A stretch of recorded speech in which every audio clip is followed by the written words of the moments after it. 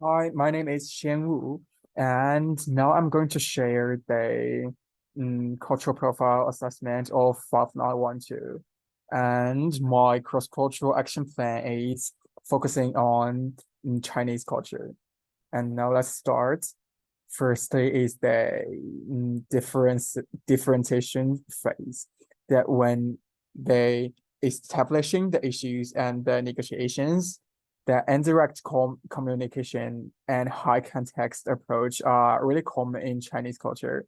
And the negotiators may not initially articulate their main concerns or priority directly, but rather focus on establishing relationships and building trust. The notion of relationship implies that trust and rapport come before business dealings.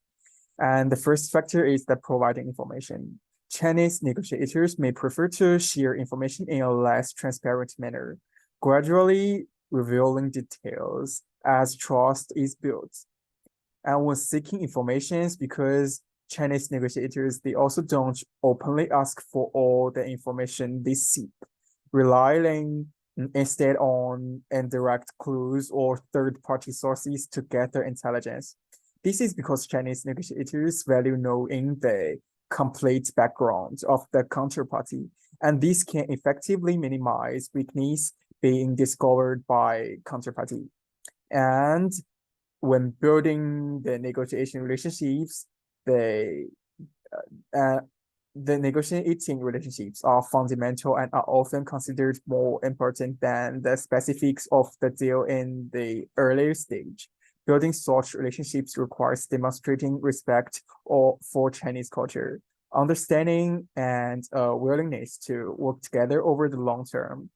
And so what should we do? The negotiators needs to respect the Chinese cultural norms, social norms, and customs, and demonstrate your commitment to long-term partnership rather than transactional interactions. And then be patient, as the Chinese value long-term relationship over quick deals. At the same time, engaging in activities that promote relationships shows respect for culture that emphasize trust and connection.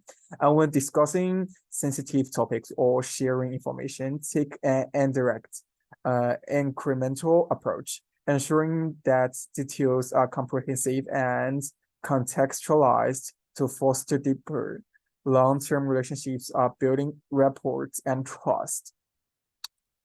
And secondly is the exploration part. And when seeking and unpacking possible solutions, Chinese culture values consensus and collective decision making, often requiring a careful and methodic, methodical approach to exploring solutions, prefers humanist interactions, and focuses on maintaining relationships and face. It means face saving.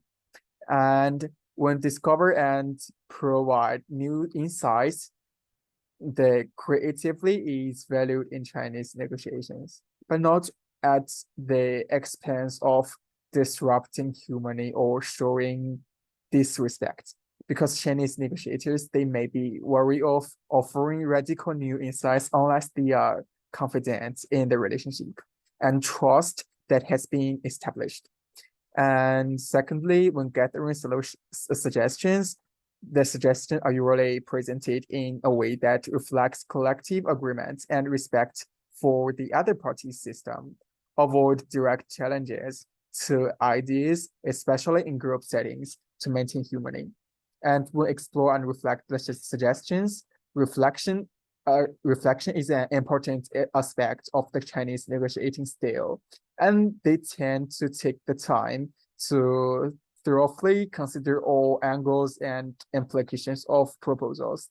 And when rejection of the suggestions, Chinese culture tend to avoid outright rejection to avoid losing face and maintain the harmony. If the suggestion is unfavorable, you may receive indirect signals or modifications to suggestion rather than outright rejection.